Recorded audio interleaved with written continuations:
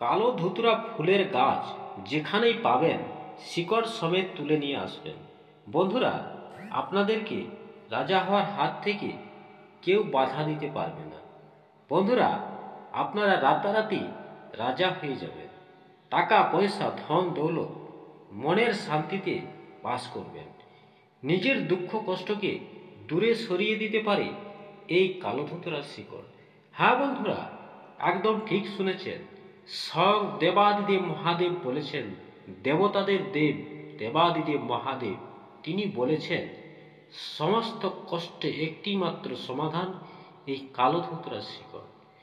তো বন্ধুরা, ধুতুরা যেহেতু দু তিন প্রকার হয়ে থাকে, তো ঠিক আজ আমি আপনাদেরকে সেই কালো ধুতরা শিকড়ের রহস্যময় ঘটনা নিয়ে আজ আমি আপনাদের সামনে এই ভিডিওটি নিয়ে এসেছি। বন্ধুরা, এই শ্রাবণ মাস আমরা সকলেই জানি। শ্রাবণ মাস আমাদের দেবাদিদেব মহাদেবকে সবাই শ্রাবণ মাস খুব ধুমধামভাবে আমরা দেবাদিদেব মহাদেবের পুজো অর্চনা করে থাকি। তাই এই শ্রাবণ মাসে আপনি যদি মহাদেবের ভক্ত হয়ে থাকেন, আপনি যদি দেবাদিদেব মহাদেবকে ভালোবাসেন, তাহলে শ্রাবণ মাসে এই কালো ধুতুরার শিকড় দিয়ে বিশেষ এই উপায় যদি করতে পারেন, তাহলে আপনি রাজার হালে থাকবেন। বন্ধুরা, এই গাছটি খুবই দুর্লভ। বন্ধুরা, এই শিকড় খুব দামে বিক্রি হয়। কিন্তু বন্ধুরা, আপনারা যদি এই কালো ধুতুরার শিকড় কোথাও পেয়ে যান বা কালো ধুতুরার গাছ যদি পেয়ে যান, শ্রাবণ মাসের দিনে দেবাদিদেব মহাদেবের নাম স্মরণ করে বিশেষ এই উপায় যদি করে নিতে পারেন, জীবনের সমস্ত দুঃখ কষ্ট দূরে সরে যাবে। তবে হ্যাঁ বন্ধুরা, এই শিকড় ধারণ করার বিশেষ কয়েকটি বিধি নিয়ম আছে। বন্ধুরা, এই কালো ধুতরা ফুল ভগবান শিবের খুব প্রিয়। এছাড়া কাল ভৈরবের খুব প্রিয়, শনি মহারাজের খুব প্রিয়।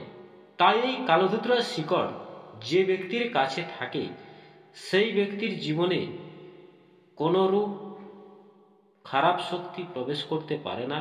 হ্যাঁ বন্ধুরা, সেই ব্যক্তি শনি মহারাজের কোপে পড়তে পারে না। শনি মহারাজ স্বয়ং তাকে রক্ষা করে থাকে যদি সেই ব্যক্তি কালো ধুতরার শিকড় ধারণ করে থাকে। অতি উত্তম এবং মহৎ সময় এই শ্রাবণ মাসে আপনারা অবশ্যই কালো ধুতরার শিকড় ধারণ করুন। আপনার জীবনে বহু কষ্ট করছেন, অর্থ উপার্জন করছেন, আপনার ব্যয় বেশি হচ্ছে, আয়ের চেয়ে খরচ বেশি হচ্ছে, টাকা পয়সা হাতে থাকছে না, একটি মাত্র সমাধান আপনারা ধারণ করুন এই কালো ধুতরার শিকড়। হ্যাঁ বন্ধুরা, বাড়িতে যদি কোনো বাচ্চা লেখাপড়ায় মন বসে না, তাদেরকে আপনারা করিয়ে দিতে পারেন এই কালো ধুতরার শিকড়। হ্যাঁ বন্ধুরা, বাড়িতে অশান্তি কলহ প্রতিনিয়ত লেগেই আছে। বাড়ির প্রত্যেক সদস্যকে এই শ্রাবণ মাসের দিনে অবশ্যই কালো ধুতরার শিকড় ধারণের কথা বলা হচ্ছে। যদি একবার ধারণ করতে পারেন এই শ্রাবণ মাসের দিনে এই কালো ধুতরার শিকড়, তাহলে স্বয়ং দেবাদিদেব মহাদেব, স্বয়ং কাল ভৈরব আপনার উপরে ভর করে থাকবেন। তাই বন্ধুরা, বিশেষ কিছু নিয়ম আছে, যে নিয়মগুলো মেনে আপনারা যদি এই দেবাদিদেব মহাদেবের প্রিয় এই কালো ধুতরার শিকড় ধারণ করতে পারেন, তাহলে আপনারা রাজার হালে থাকবেন। ধন দৌলত টাকা পয়সা গাড়ি বাড়ি হু হু করে বাড়তে থাকবে। বন্ধুরা, এমন কিছু জিনিস আছে যেগুলো আমরা সকলে এড়িয়ে চলি বা আমরা মানি না। আপনারা মানুন চেয়ে না মানুন, এমন কিছু দরকারি আমাদের উদ্ভিদ গাছপালা আছে। ভগবান স্বয়ং সেই সব গাছের মধ্যে বিরাজ করে থাকেন। আর সেই সব গাছকে যদি আমরা সঠিক বিধি নিয়ম ভাবে সেই সব গাছের শিকড় ধারণ করতে পারি, তাহলে বন্ধুরা সোনায় সোহাগা, মানে ভগবান স্বয়ং সাথ দেবে আপনাকে। আপনি যে কর্মই করবেন সেই কর্মে সফলতা আসবে। আপনি যে কাজই করবেন সেই কাজের অগ্রগতি বাড়বে। তাই বন্ধুরা, এই কালো ধুতরার শিকড় এমন একটি শিকড়, যে শিকড় দেবাদিদেব মহাদেব সন্তুষ্ট হয়। যে গাছের ফুল দিয়ে মহাদেবকে সন্তুষ্ট করা হয়। কালো ধুতরার ফুল ছাড়া যদি আপনারা কালো ধুতরার ফুল দিয়ে মহাদেবের পুজো করতে পারেন, 21টি সোমবার যদি এই মহাদেবের পুজো করতে পারেন কালো ধুতরার ফুল দিয়ে, তাহলে মহাদেব আপনার উপর সন্তুষ্ট হয়ে আপনার আশীর্বাদ বর্ষণ করবে আপনার উপর। তো বন্ধুরা, আজ আমি এই ভিডিওতে আপনাদের জানাতে চাইছি যে কালোধুতরার শিকড় আপনারা শ্রাবণ মাসের দিনে কিভাবে ধারণ করবেন।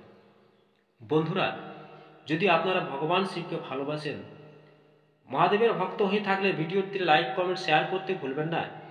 চ্যানেলে নতুন হয়ে থাকলে চ্যানেলটিকে অতি অবশ্যই সাবস্ক্রাইব করে পাশে থাকবেন, কারণ এই ধরনের গুরুত্বপূর্ণ তথ্য আমাদের চ্যানেলে আপনারা সর্বপ্রথম পাবেন। তো চলুন বন্ধুরা, কিভাবে আপনাকে শিকড় ধারণ করতে হবে। বন্ধুরা, শ্রাবণ মাসের যে কোনো শনিবার অথবা মঙ্গলবার দিনে শিকড় আপনাদেরকে ধারণ করতে হবে।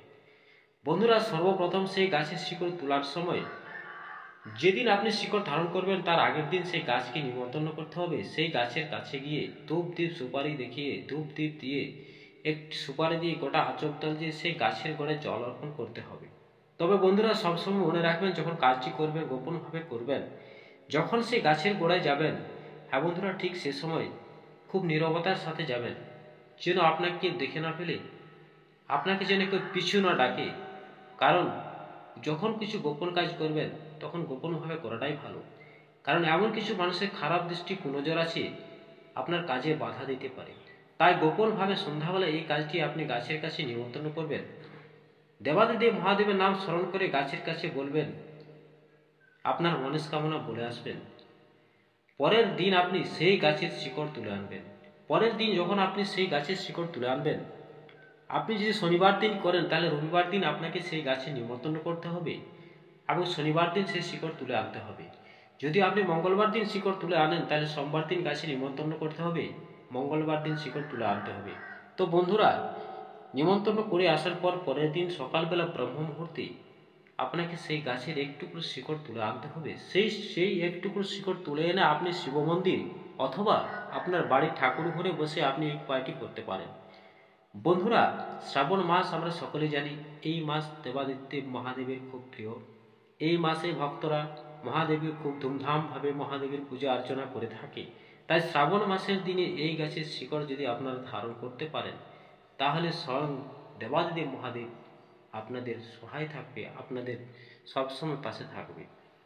তো বন্ধুরা, সেই শিকড় তুলে আনার পর ভালো করে গঙ্গা জল দিয়ে ধুয়ে সেটিকে চন্দন মাখিয়ে আপনারা আপনাদের নিজের মতো যেভাবে আপনার দেবাদিদেব মহাদেবের পুজো অর্চনা করেন ঠিক সেইভাবে পুজো অর্চনা করে মহাদেবের নাম স্মরণ করে মনে প্রাণে ভক্তি রেখে সেই শিকড় অবশ্যই আপনারা তাবিজে করে অথবা লাল সুতোতে ছেলেরা ডান হাতে মেয়েরা বাম হাতে অবশ্যই ধারণ করবেন। নিজেরা ফল নিজেই পাবেন। একবার ধারণ না করলে সেই ফল আপনারা বুঝতে পারবেন না। অবশ্যই ধারণ করে দেখুন শ্রাবণ মাসের দিনে এই কালোধুতরার শিকড়, তাহলে বুঝতে পারবেন যে আপনারা আপনাদের নিজের ফল নিজেই পেয়েছেন।